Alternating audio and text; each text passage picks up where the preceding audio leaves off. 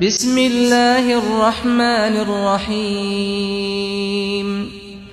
میرے تمام دیکھنے اور سننے والوں کو ہمارے چینل میں السلام علیکم ورحمۃ اللہ وبرکاتہ۔ آج کی ویڈیو میں ہم آپ کو ایک نہایت ہی خوبصورت اور ایمان افروز واقعہ سنائیں گے جو حضرت محمد صلی اللہ علیہ وآلہ وسلم اور ایک گڈریے کے درمیان پیش آیا۔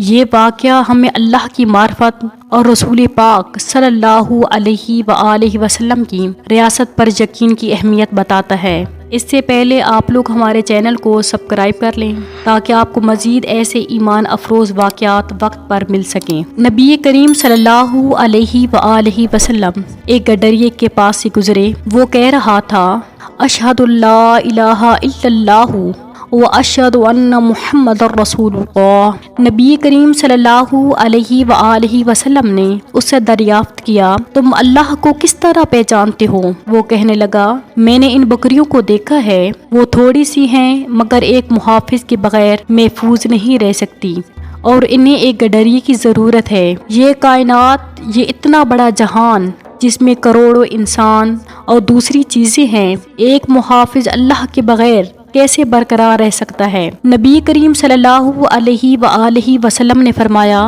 تم نے اللہ کو صحیح پہچانا۔ پھر نبی کریم صلی اللہ علیہ وآلہ وسلم نے پوچھا، اللہ کو تم نے پہچان لیا مگر رسالت کا اقرار کیسے کر رہے ہو؟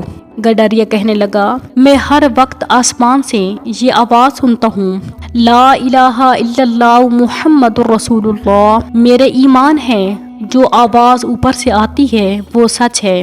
گڈریا کہنے لگا، میرا گمان ہے کہ محمد الرسول اللہ صلی اللہ علیہ وآلہ وسلم آپ ہی ہیں۔ آپ صلی اللہ علیہ وآلہ وسلم نے فرمایا، یہ بات درست ہے۔ وہ کہنے لگا، یا رسول اللہ، میری یہ خواہش ہے کہ آپ صلی اللہ علیہ وآلہ وسلم نے فرمایا، بتاؤ۔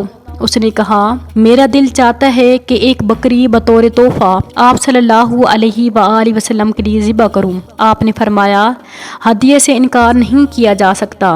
وہ گڈریا ایک بکری کو پکڑنے کے لیے آگے بڑھا تو اس نے کہا، مجھے ذبح نہ کرو، میرا شیرخوار بچہ ہے جو بھوکا مر جائے گا۔ وہ دوسری کی طرف بڑھا، اس نے بھی کہا، میرے بچے ہیں۔ تیسری بکری پکڑ لی اور ذبح کر لی۔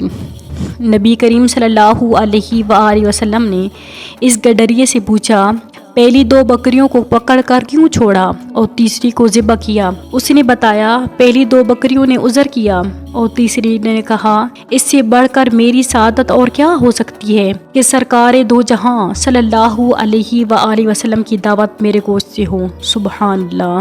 اللہ تعالی ہم سب کو نبی پاک صلی اللہ علیہ وآلہ وسلم سے سچی پکی محبت کرنے کی توفیق عطا فرمائے۔ آمین ثم آمین۔